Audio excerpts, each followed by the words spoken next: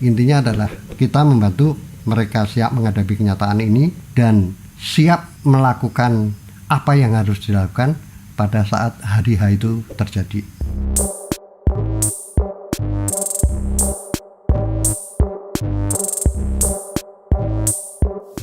Oke, selamat malam. Kita sampai pada season ketiga kita tentang masalah PHK. Yang pertama adalah sudut pandang pengusaha, yang kedua adalah sudut pandang karyawan yang ter-PHK.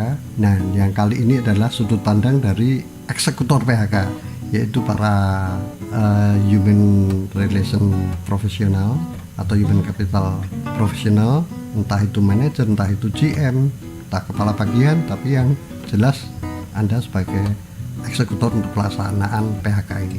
Ini adalah tentunya adalah posisi yang paling sulit dan paling tidak enak ya di bidang ke-HRD-an. Jadi dimana kita harus melepas terkadang teman-teman kita sendiri yang sudah lama berjuang bersama-sama bahu-membahu, tapi sekarang harus kita putuskan hubungan kerjanya.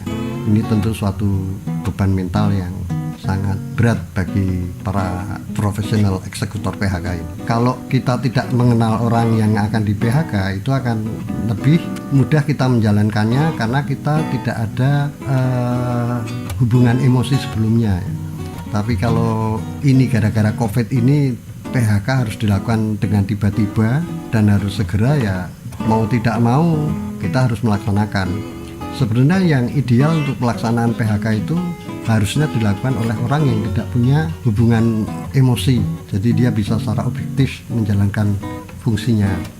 Saya kasih contoh, ada dulu suatu perusahaan, karena dia akan melakukan PHK massal, dia mengganti 3 personal manajernya sekaligus, yang di Surabaya, Jakarta, sama di Medan, untuk pelaksanaan PHK ini. Dengan tujuan apa?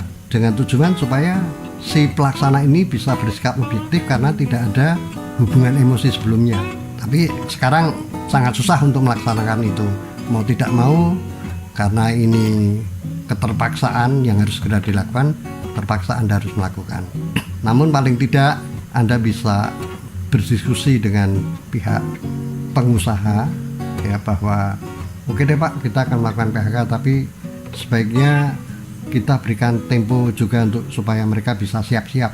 Istilahnya ada tempo, idealnya sih 3 bulan sebelumnya ya.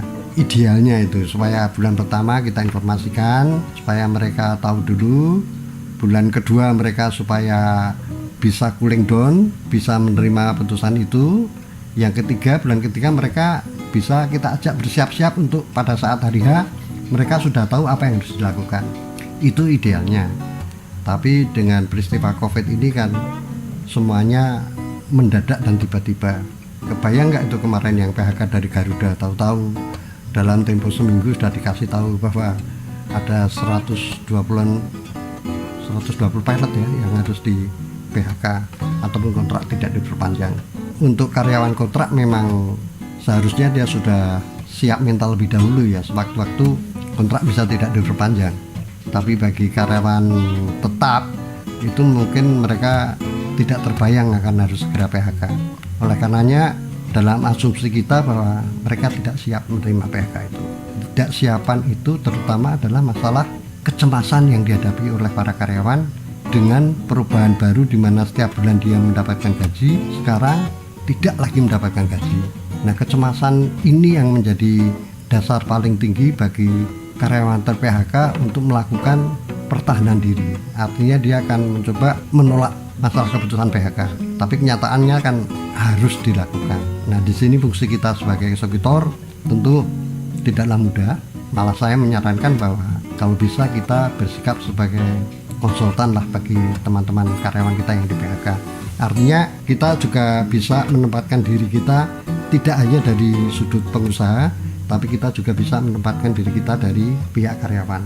Di situ kita mencoba ya memotivasi dia, terutama bagaimana menghilangkan kecemasan dari adanya gaji tiap bulanan menjadi tidak ada. Dan kita mencoba mengajak bicara yang bersangkutan dengan uang pesangon yang ada, apa yang bisa kita lakukan yang paling tepat untuk bisa menjadi sesuatu kenormalan yang baru bagi dia. Ya tentunya itu tadi, kita lebih banyak sebagai konsultan memotivasi dia untuk berani menghadapi kenyataan, tidak menyuburkan rasa sakit hati kepada perusahaan, tapi bersiap-siap untuk setelah hari H apa yang harus dilakukan. Pendekatannya tentunya adalah pendekatan bisnis ya, untung rugi. Jadi misalnya begini, di depan ini ada uang pesangon sekian juta, ini hak Anda mau ambil atau tidak, ini adalah hak Anda, udah di depan mata.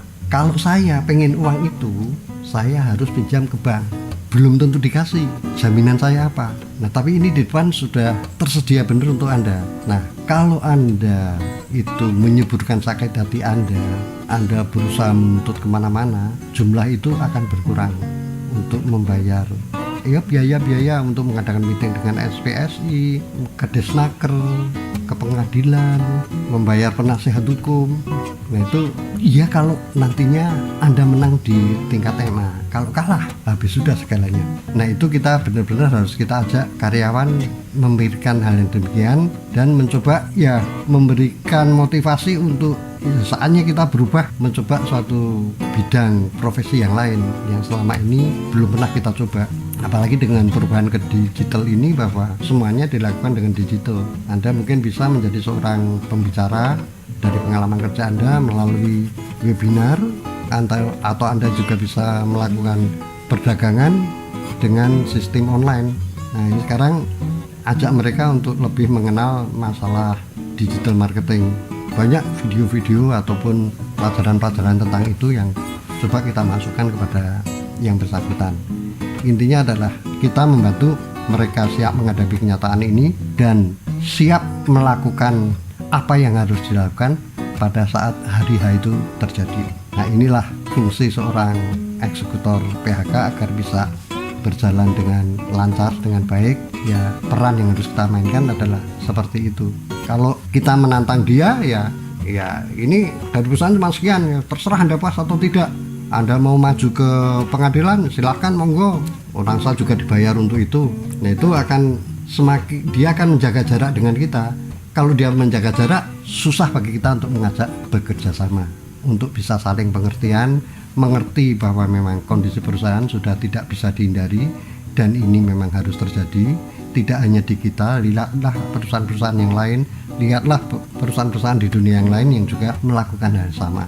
Dan fungsi kita sebagai ARD yang pertama-tama tentunya tadi penjelasan harus clear, jelas, bisa diterima oleh karyawan bahwa ini adalah keputusan manajemen yang memang sudah tidak bisa dihindari, dan kita harus bisa menunjukkan bahwa usaha-usaha untuk menghindari telah kita lakukan, tapi ternyata tetap belum bisa. Saya kira itu pesan saya kepada teman-teman para eksekutor PHK karena COVID-19 ini. Semoga hal ini bisa membantu menjalankan tugas Anda.